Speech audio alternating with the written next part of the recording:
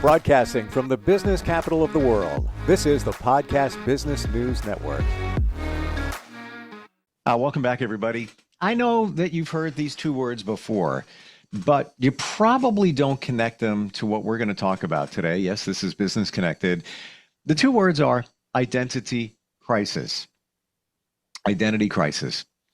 And that, I'm sure, has come up before. Sometimes, we go through changes in life and we reinvent ourselves and such.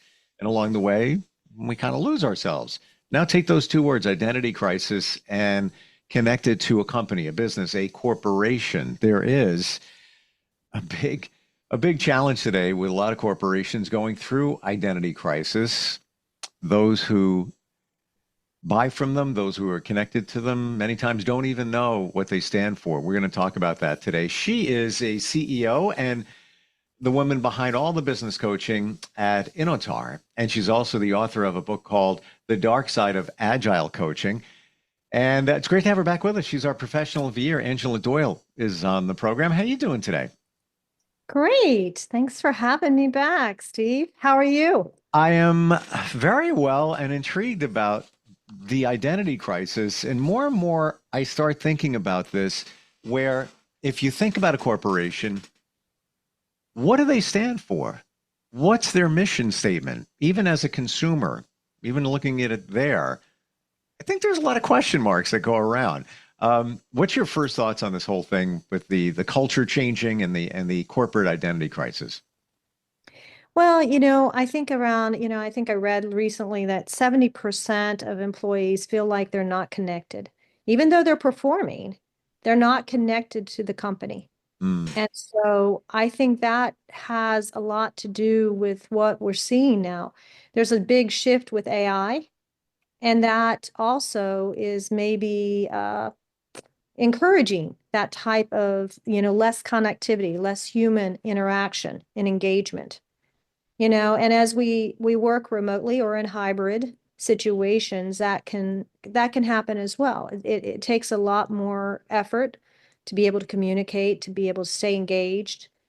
And so as we go through some of this corporate identity crisis that we're seeing, this new trend that's coming out, and there's a lot of corporations that they measure the performance by KPIs. Now, the new thing is they're measuring it with not just KPIs. KPIs is performance, but do your people feel like they belong? Mhm. Is there a belonging and there is a purpose? So there's a lack of purpose that in a human-centric element that we are kind of missing when it comes to AI too. How do you balance both of them at the same time? Keep people engaged, make sure you have that retention levels that you need with great talent, but also be able to move forward when it comes to innovation. I'm totally on your page with that. And I bet if we grabbed randomly, 10 people from different companies, corporations, and asked them, where you work, what do they stand for? And not just about we're here to make money. Yeah, yeah, Talking a little bit deeper there. I bet you probably like that, that stat that you said, 70% of employees don't feel connected. Yeah, I'm betting it probably would be at that number where 7 out of those 10 people would say, they'd give it their best shot in terms of explaining what the company's about and, their mission statement, but it wouldn't be accurate. Or there would be confusion. They wouldn't even be able to answer that. I'm thinking back to years where I worked for companies, and I'm not really sure, to be honest with you. yeah. It's bad. Yeah, and I think it's getting a lot of attention right now because there is this trend where we are implementing a lot of AI, Mm. but we're missing out on the human element. So instead of replacing people, we need to use AI to augment the people, train them, make sure there's a lot of communication, and that we're listening. As CEOs at the C-suite, are we listening? Not just hearing, but listening. Some of the things that I think the team and the people want is they want to be heard, right? And when that disconnect happens, we're so focused on innovation, on building the next, Fortune 500 big product or being able to make sure we perform. But is performance really the metric we need to be looking at? Mm, People can perform, but if they are not engaged or they're not going to feel like they belong, or you lose your great people because of that, there is another element that we're missing, which is the purpose. And that is a human element, what's their mm. purpose in the overall mission, in the overall enterprise strategy that we're trying to get to, in the overall OKRs that we're trying to get to, our goals for the year or our goals in general. Now, when you say purpose, and that's a big one, many of us need to answer that question. What's your purpose? What's your purpose in life? Are you doing what you were destined to do? The talents you were given, are you using them? Um, would you say that somebody working at a company corporation isn't really sure what their purpose there is? They have skills and they're told what to do. Maybe it's kind of robotic, you know, churn it out every day and then go home. But do you feel that they're not even aligned with their purpose? Probably. I mean, I'm wondering if that's what the statistic is showing. Mm, I do know that there is like, there's times when you're going on a job and you're doing the job to get the paycheck. And um, but are we really innovating? Are we helping our people innovate? And are we as a company? Because it's really, it's a boomerang effect. When you give to your people, encourage your people, put investment in that resource, which is a person, then you get that back, mm. in return, more times than not. So a company I used to work with that was a long time company that I worked with, SEIC. It was before SEIC was really publicly traded. It was an employee-owned company. We were given stock options. People loved working at that company. Cytor was another one. It was already sold. And it's no longer Cytor. But Cytor was another one that it wasn't about the money necessarily. It was about the purpose, the organizational culture. People would fight just to get in with that company. And it was a Yeah. company that needed to be able to, just to have an interview, you got to know somebody.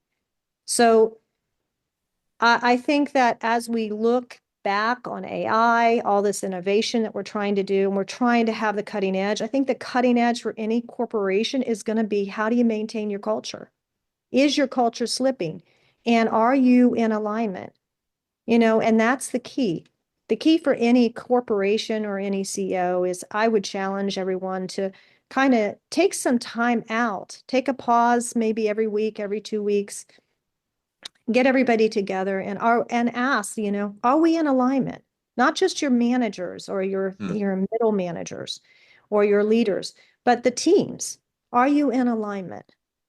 There was one great CTO that I worked with I was a coach of that particular hedge fund in New York. And the one thing that impressed me about him was he wanted to find out what the feedback from the team was. So the teams created their OKRs, their objectives and key results for that particular quarter. And they presented them. It wasn't just the manager, middle manager, it was the whole team presented it to the CTO. And the CTO wanted that. He's like, I want one-on-ones with the team.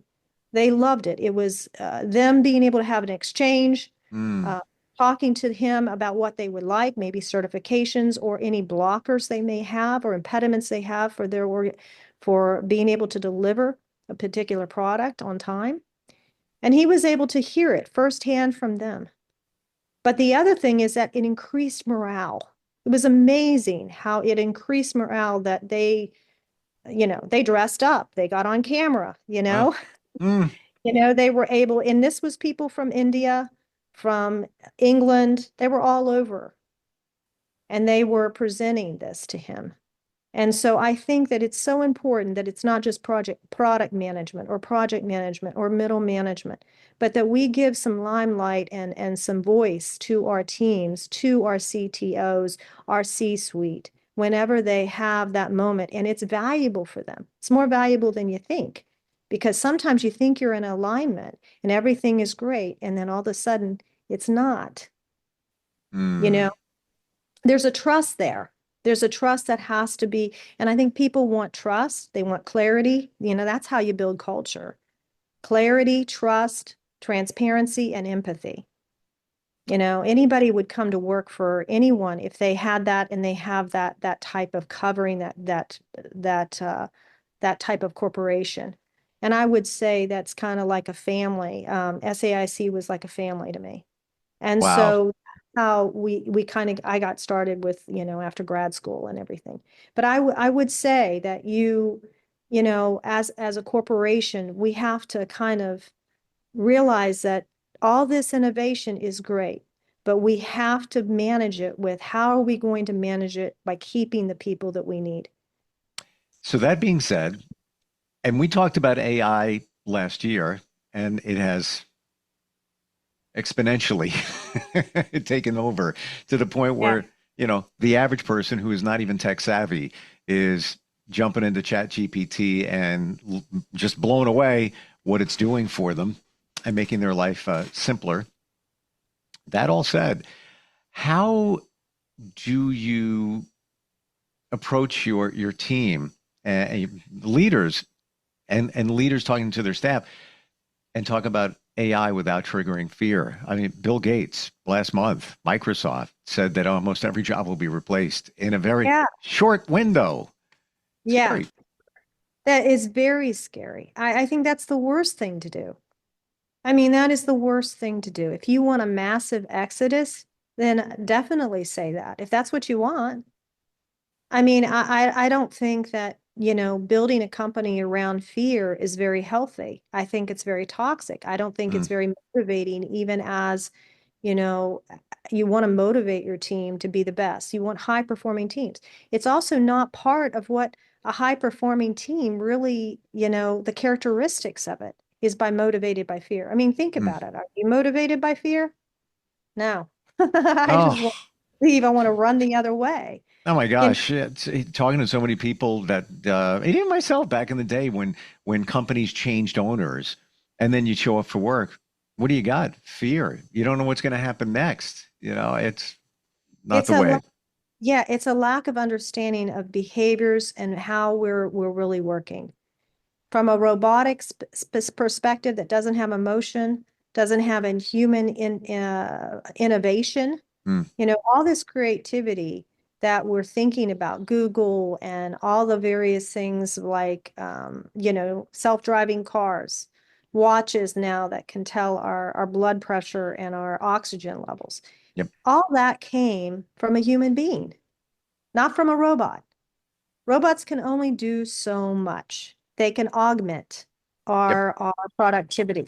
They can augment how we're working, sure. but it cannot be the main person, or we're going to cut ourselves out of the innovation cycle. 100%. And I was away last week, and I went away solo just to study, read, learn. Never did it before. Awesome. Wonderful.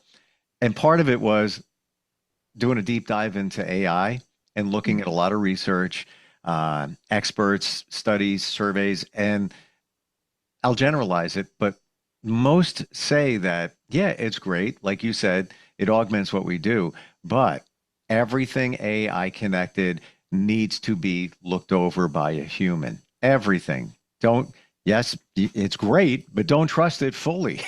It's, and I want to, trust that word. I want to read you something. This is as of today. Okay. And you're right on point here. And this is a news story. A study found there's one trait that can make you happier the rest of your life, no matter how old you are. Trusting other people makes us happier. And it's they did research on this, a whole study about it. Um, and as you go through the trusting people and your intuition, it gets easier along the way. But trust is everything. You'll be a happy person when you don't have to pilot by fear. It's That's right. That right. is, yeah. And so I don't think AI, that narrative is a very good narrative at all. And I don't think it's going to serve the company well. In the Mm. long term, it's going to cause people to shy away from that company and not really want to work there. Because who wants to work in a place that they know is not going to be is not going to be stable? Yeah. You know? Yeah. Isn't They it had nice? built a house on sand instead of on, a solid ground, right? The So, the yeah, trust and transparency. Remember 5 years ago when companies would have a chat function on their website, and you send the question in, and you're thinking to yourself, I know that's not real. I know that's a bot. Come on. I know it. There's nobody there at 4 a.m. answering my question. Come on. And then they got transparent and said, even called it, if it's the ABC widget company, the ABC bot is here. And it felt so much better just knowing that, all right, I'll get something done. Maybe they'll answer my question, but at least they're being transparent. At least I can trust this company a little bit more. They're telling me it's not a real person. yeah, Um, we're just about out of time. Can we press the pause button and pick this up next time we get together? absolutely. Absolutely. Yeah. I think we have to because I think it's so, it's so apparent. Like there's a couple of things I want to leave everyone with that, leaders are looking for transformation, whether it's an AI transformation, whether it's agile transformation, but they're looking for a transformation right now with AI being the big push, right? Hmm. And innovation. And people are looking for meaning. They're looking to feel like they mean something and they are of a purpose and there's stability. And we live in a world Mm. right now that's not stable. I mean, there's a lot of things going on that's affecting our economy, the Oh, stock yeah. market. Look at it one day it's up, one day it's down. There's a lot of volatility. If there's a corporation that can create this culture and keep that culture, even though it's growing, that's the challenge. That small-minded culture that organizations that are amazing actually create. And they can keep that and keep their best people, then people will come running to you. You won't have to worry about the dollar. The dollar will be there as long as you have your purpose. People seek authenticity, and doesn't matter whether it's a person or a company, you can feel it. And you said a word that really like meaning. Mm, People are trying to find meaning. that's What's right. with their job, and same thing with a company and all of that.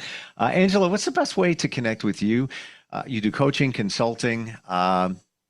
You do deep dives in all of this stuff that we're talking about. We're Yeah, just skimming the surface today. yeah. How do we find you? I'm on Inoatar, Inoatar.com, as well as you can find me on LinkedIn, Angela Doyle. So it's good talking to you. It's always good talking to you, Steve. You too. It's like you validate things that I think. And this is so important. Everything we're talking about, and even more so with AI moving things forward, but Mhm. are companies and corporations catching up to it? That's the big question. Well, AI is fast. And here's the thing, AI is always going to be fast, but culture is not. Mm. Changing culture and adapting to the culture, that's going to be slow. Culture is always slow, Appreciate you so being here. This thank is you. like Thanks so important much. stuff. All right, we'll catch up next time. Okay, thank Thanks. you.